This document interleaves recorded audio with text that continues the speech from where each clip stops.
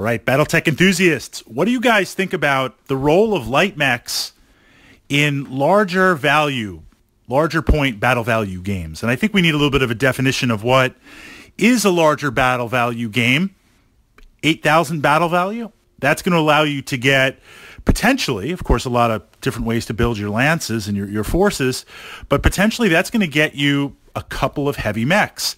That's going to get you a couple of assault mechs on there. That's going to get you some tanks, some combined arms, give you multiple guns, multiple weapon profiles and ranges on a single mech, and you're going to have that overlap. That's a lot of dice going down on the table. What role would a light mech play? Now, if we're looking at a single lance or a smaller point game with light mechs, and of course there's a big difference in light mechs on there, so we're dealing with that challenge also. Two of my favorite mechs. Let's look at the Jenner. Tremendous speed, tremendous firepower. Compare that to stock variant, the Locust. Tremendous speed. You really only have the medium laser. The machine guns are very, very interesting on the Locust because in order to effectively use those machine guns, I've got to get really close. So at best, I'm stacking my movement modifiers, how many hexes I'm running. I'm not really stacking range when my opponent shoots. So they're still going to probably have 8s or higher versus 12s to hit me if I'm that close. Secondly, with the Locust or kind of those type of light mechs that have one primary weapon, usually a medium laser, and some short-range secondary weapons, if I use them to fight, say, infantry, 2 machine guns will just obliterate a stand of infantry, but infantry don't work alone. If you have 2 or 3 stands there, I'll obliterate one stand, but the return firepower against the light mech, it's going to really cause a lot of damage, might even take it out. So in looking at this capacity, often what we see light mechs are for scouting roles, possibly spotting for indirect fire, or working in tandem. And this is, I think, the biggest mech tactic. If it's a lower battle value game, the brunt of my lance might be a single heavy mech. It might be a medium mech. We're going to have that light mech kind of working with the medium mech. When the medium mech engages the opponent, the light mech is going to try to get side or rear armor. There's this interesting aspect of facing in Battletech, where for the most part, I'm going to try and think of some mechs right off the top of my head. Battle Master doesn't count because he's the most obvious with rear-facing weapons. Dragon. What else out there? This is the test on here, but there are some mechs with rear-firing weapons. But for the most part, most of the weapons are located torso, especially the heavier versions with the autocannons, AC-20s, and LRM packs. Although Trebuchet has, what, a 15 in its arm? And of course, you have a lot of the medium and heavy lasers and PPCs in the arm slots on there. But essentially, all of your weapons, when you get close, when our mechs get close, a few hexes away, I consider that now almost connected, almost an invisible connection. We are engaged. If I disengage, I mean just literally turn and run, if it's a medium, heavy, or assault mech, I might not be that fast. So if I turn and run, all the guns of my opponent's mech are facing what? Side armor? Rear armor? Likewise, if I backpedal, you really can't backpedal in Battletech, meaning walk backwards to try and disengage. I can't run. And my opponent can potentially run, but we're also close. So there's this very real maneuvering, even on a smaller hex map, where we're trying to get a good position where I can lock your mech in place or lock the target in place facing. It's a little bit of a war of attrition there. But then have my faster, lighter mechs work the side and work the rear. A Locust in the rear is doing some damage. I'm going to kick you. I'm going to do the medium laser. Maybe I'll do the machine guns. Something a little bit that has a little bit more bite, like the Jenner, or maybe the Panther. I always want to say Puma. Too many P's in the game. The light Kurita mech with the PPC and the SRMs. That gets behind you. That's really, really interesting. That's really, really dangerous. So we want to lock and flank. I guess that's borrowing from Chain of Command. I've been playing some historicals too. And on a side note, Chain of Command, I've got a couple of videos up on my archive, and it's really a fantastic rule set. World War II, just amazing with a lot of rules. It really nailed the combined arms. But in Chain of Command, we see this very real World War II tactic where if I have two squads or two groups, one is going to engage and lay down suppressive fire and pin you, and then the other one is going to outflank. I mean, it's really, Battletech shares that. I want to pin and I want to outflank, because even in the heavier mechs, you get to rear armor. It's much lighter, and you're going to chew through that. Even some of the heavier in the assault mechs that have crazy, look at the Awesome. It has crazy rear armor, has a ton of rear armor on there. But how many shots can you really take? So we see a very definitive role, and I'm not talking about mission specific. Of course, if it's like a cash grab where you're going to run in, raid a station, raid some supplies, and get out, well, you better make sure your light mech has some hands. Yes, there's specific aspects of that. If there's a recon mission, you're going to send in the light mechs. I'm talking kind of face-to-face brawl, or we've engaged. So now we're moving up, higher battle value. The assault and the heavy mechs, that bodyguard, that tandem mech, that mech that's going to outflank, that's now filled with heavy mechs, or that's now filled with medium mechs. What role does the light mech have? Well, first thing, of course, spotting. Naturally, infantry tend to spot better because there's no modifiers. You put them in a Karnov, you put them in some sort of fast hover, you zoom them up, you get a commanding position, especially if you can get them dug in to a building or fortification or some sort of terrain, unless there's a dedicated anti-infantry unit with machine guns or flamers. They're in there, and they're going to be spotting, and they're going to be checking things out. In a pinch, a light mech can do that. And depending on the map, especially if there's a lot of hills and a lot of vantage point terrain, the light mech can redeploy very fast to get vantage points. So we could utilize it for spotting. A light mech, I use the Thorn as an example. It's got the LRM 5-pack. It's got some medium lasers. I use that as a skirmish mech. It's fast. It has low battle value. If I can get behind my opponent's lines, I can start to take out pesky, annoying rear support stuff like artillery or LRM launchers or other support vehicles working on there, AC-2, AC-5, partisan-type tanks, things that can throw some dice from a distance, but doesn't really have the armor on that. We can utilize a light mech to go and deal with that aspect. A skirmish mech, that's something where, back to the Thorn for a second, the skirmish mech is something with long range. One, maybe two long range, not spending a lot of battle value. So something like the Griffin, where we have the PPC, medium mech, speed, pretty good, and the LRM 10-pack, that's a sniper mech, and these are my classifications. The sniper mech is one that is going to look to get a good advantage point, elevation, terrain, cover, fire off a couple of shots, and redeploy. It has the range, it has the mobility, it has the staying power. That's two potential 10-point damages, or 10 or a little bit left with the PPC and the LRM 10. The range brackets match on the Griffin. It works. The Thorn, or a light mech, I've got one LRM 5-pack. At best, how many missiles are going to connect on there? And it only has one weapon shot, so I don't have redundancy of like 2 or 3 packs to fire at the same time. This is what makes something like the longbow or the archer so terrifying, because it's not just one weapon system. You've got multiple LRM packs. So something, even with the extreme range of needing to hits on 8 or 8 pluses, it's going to connect with you on there. But a light mech as a skirmisher means it's just going to go out, and I'm just going to fire off some stuff. If I hit, I hit. If I don't, I don't.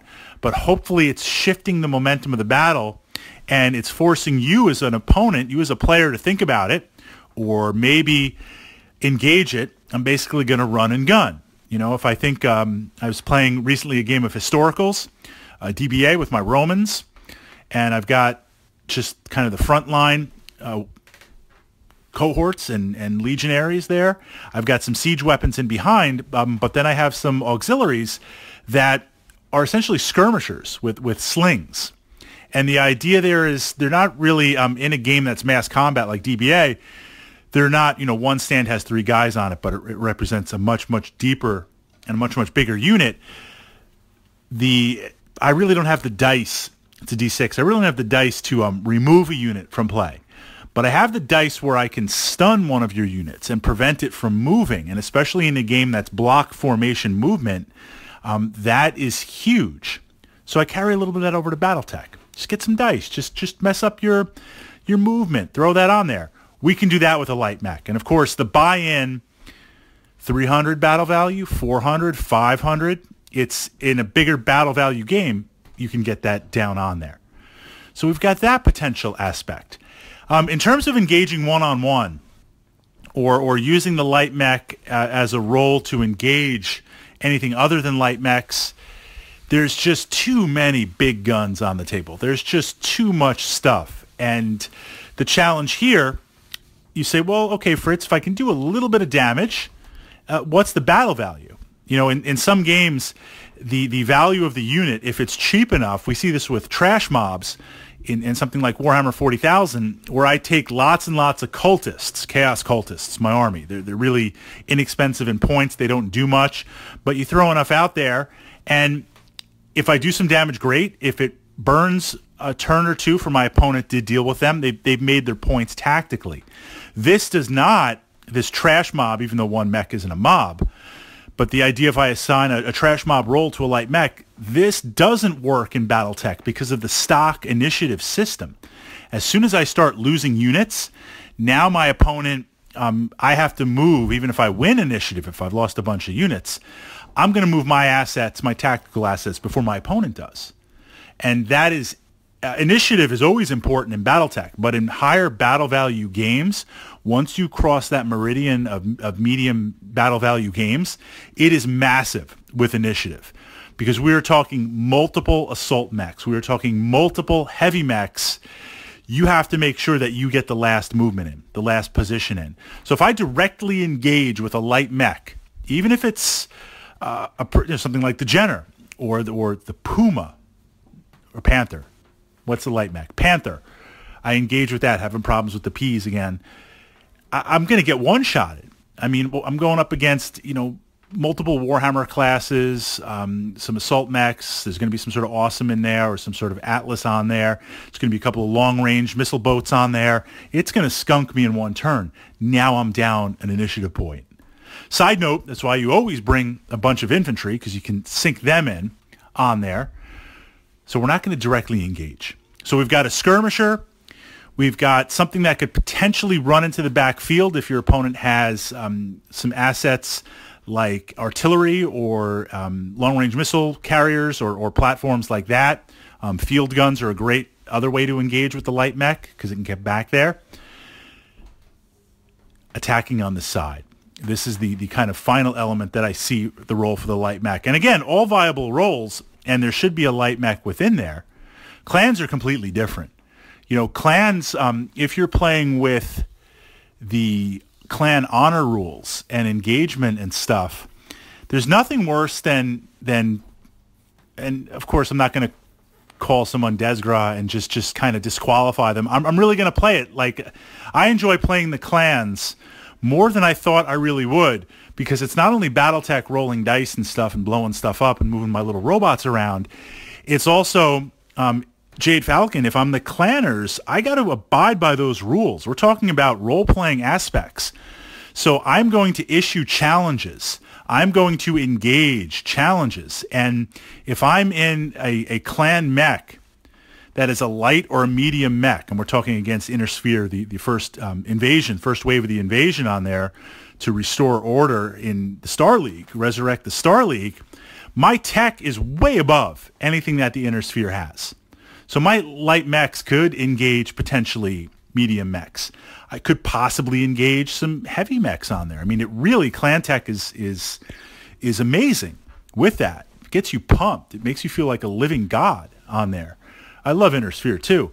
But if I'm playing by the rules and my opponent is kind of role-playing it also, and they've got a spider mech. I like the spider. It's got a lot of options, but I want to engage other things. And they issue a challenge, and they're disrespecting, the ways of the clan. I'm almost forced to engage them. So I'm taking my I'm taking my summoners and I'm like trying to chase down a spider, and I've engaged that, and that spider's running around the whole board, and I'm trying to catch it. Like, so there might be some interesting reasons to directly play that, but the real other role that I see, kind of got on that clan tangent on there, is to attack and deal with combined arms.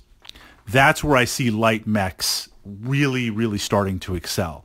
So you have this idea in Battletech where there's multiple ways to play the game. And for many, many years, I just played mechs. This was back when I started. You've got the Mech Warrior set, you've got the City Tech set, and we've got the cardboard stands, the front, back of the mechs. And if you're playing Karita, you put the little kind of Karita icon in the stand. And the city fight was really cool, City Tech, because you had the buildings and you flipped the counters over and they were rubble. Man, all the time I spent playing Battletech, I mean, if I put it this way, all the time I spent playing Battletech in the 8th grade and 9th grade, I would have done so much better in high school, academically and everything. Was it worth it? Absolutely. That's not an encouragement if you're academically pursuing yourself to like just ignore that and play games. But the reason why I mention that is that was my Battletech experience forever. And then I'm playing with some other friends. Occasionally we play some tanks. Occasionally we kind of explore the combined arms. But I was mainly a mech head, and I love mechs. Now I'm also obsessed with tanks, but I leave that for Warhammer 40,000 and some of the bigger scale games. But my friend Dave, who's an amazing Battletech player, and he's kind of the triple threat because, first of all, he's an amazing tactician, and he sees a lot of things, and he's seeing all the angles and all the tech on that. So that makes him dangerous enough.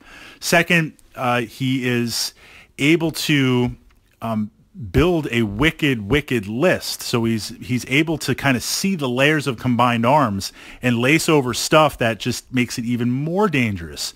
And third, he's able to, and I mean this in a good way, like control himself and actually play the game and make smart tactical decisions. Sometimes when I'm playing Battletech, I want that glory. This is why I love the clans. It's all about the glory. I need the glory. I know that's a bad move. I know I'm not supposed to do that, but I have to. I have to go in. I have to go in. I have to accept that challenge. I just need to do it on there. I need that personal glory. So that's not to say I can't separate and actually play a hard tactical game. I tend to do that more in Chain of Command because it's historicals. But pulling back on topic, when we first started playing Battletech, Dave really pushed the combined arms and my need to upgrade my game to do that, because it was literally sink or swim. And in now fully utilizing air, infantry, mechs, vehicles, and overlapping this, if you play on that level, and the reason why I'm laying this out, there's no right or wrong, but certainly if you're playing right or wrong ways to play Battletech, if you are playing mad combined arms, now the tanks, the way to deal with them is to get side shots, to get kind of that side profile where you start grinding them down with motive hits. And if it's a short-range type vehicle, like I love the Demolisher tank. Can't argue with 2 AC-20s on it, stock. But that tank's got to get up there somehow. I mean, defensively is great, you come to me. But in an aggressive game, I got to get that tank up there. You grind it down with motive hits, then we're in trouble. Or if you're playing in reference to Steve Jackson Ogre, an Ogre tank, the Behemoth, or some of the, was it the Antaros, the one with like 15 medium lasers on each side? Some of these huge tanks that literally move 1 or 2 hexes a turn. I mean, massive tanks. You start grinding motive hits, they're in a lot of trouble. So naturally, we want to have some way with combined arms that you want to get the side because that has the greatest potential. Rear, of course, but that is a little bit harder to get with a tank. A great way to achieve this tactically is to have VTOLs, warriors, helicopters, some sort of autocannon, long range, really cheap battle value running up the sides of the table, the left or the right, and catching it on the crossfire and grinding it down. The challenge here is, certainly the battle value for a warrior is really cheap. Warriors I consider another auto include. Depending on the board you're playing on, once you're out there midfield, once you're out there, that's going to be a lot of firepower coming down on those warriors. And if your opponent deploys with the tanks or does things, they may or may not last very long. A light mech, because it's on the ground, can utilize cover better, can utilize deployment better, and has the speed. So what we see, not so much on the Locust, but if we take a light mech that has some LRMs, like the Thorn, or we take some light mechs that are going to utilize, AC2, AC5 type stuff, tech on there, you now have a long-range motive, movement, mobility hunting type unit. For how much battle value on there? Not a lot in a higher point game. So I see in higher battle value games, that is where a light mech also excels. And you can bring both. I can bring the warrior to kind of utilize other things. I can bring the light mech, again, going into this combined arms. This was only supposed to be like a 10-minute podcast. I wanted to follow up on one of the questions, what spawned this, and we have to look at this for medium, heavy, and assault mechs, was following up on some comments from my blog. The link to my blog is underneath this podcast.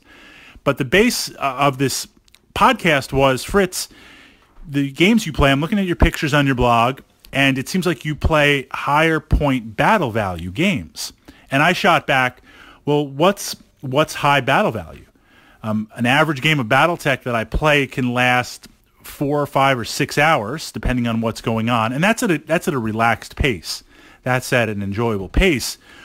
We're throwing down Inner Sphere, because Clan's higher battle value, but things cost more. We're throwing down 5, 6, 7K. We're throwing down possibly 8K on there, either straight up or maybe with force withdrawal rules. So that would be a regular game. Is that a lot of battle value? What do you guys normally play? 2 or 3? So my question back was like, what is your local meta? Because if I say I play an average game, what is that? So I felt the need to kind of break it down into this bracket where 2 to 3 is a 1 level. Less than 2,000, you could do that, but that's almost skirmish. And then as soon as we get into 4 and 5 and above, now it opens up the different roles for light mechs, for medium mechs, for heavy mechs, even for assault mechs on there. So it's almost like we need to look at both of that duality. And this was kind of leading into now this podcast, starting with the light mech. Then we'll look at the medium, the heavy, the assault, and circling around again with tanks, because I love tanks in Battletech. And the great thing about tanks in Battletech is they come 3 in a pack or 2 in a pack, so it's really easy to get a lot of tanks versus something like Warhammer 40,000.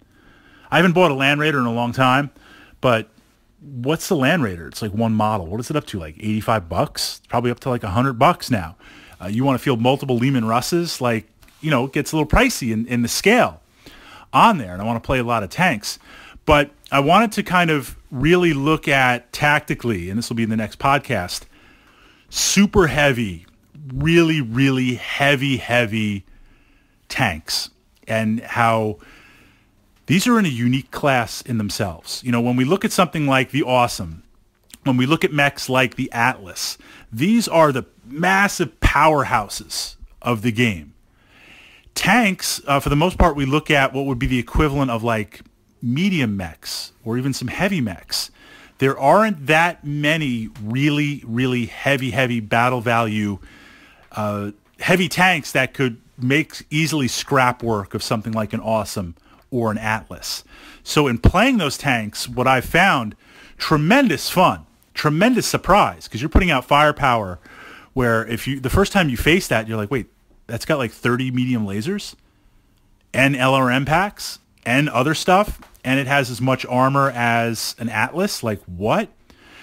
But at the same time, there is the learning curve is massive because the speed is so slow. You're vulnerable to motive hits. You're vulnerable to facing. You definitely need, not that you want your assault mech to go solo. It could, because you have a couple. You mess up with an assault mech, you got a turn or two to correct it. I mean, yes, you could always get your head blown off or get some sort of, double ones, internal crit. Crazy stuff happens in Battletech. That's the allure of it. But in theory, again, not that we want that to happen, I can self-correct if I make a mistake or if I go solo. Of course, naturally, you want screening units. You want units working with it. These really super, super heavy tanks, they're beast. They are. They're devastating. They're beast. But you cannot make a mistake based on the vehicle rules. And they 100% can't go solo. I might as well just like give you the battle value if I do that. They play very differently than the medium field tanks, of course. So we need to kind of really explore them. And I'm excited to do that. We'll pull some of those tanks out and look at some of my favorite examples on there. All right. So light mechs, higher battle value game. 2 questions pushing it out to those of you who have made it this far. And I appreciate your support of my channel. And I appreciate tremendously my secret weapon, you. Sharing Battletech feedback, comments on my blog, giving me a lot of great direction, has definitely cut down my learning curve, has definitely made me a much, much better player from that perspective, without doubt. What do you consider a big battle value point game? And what do you consider the role of light mechs in that structure and in that game?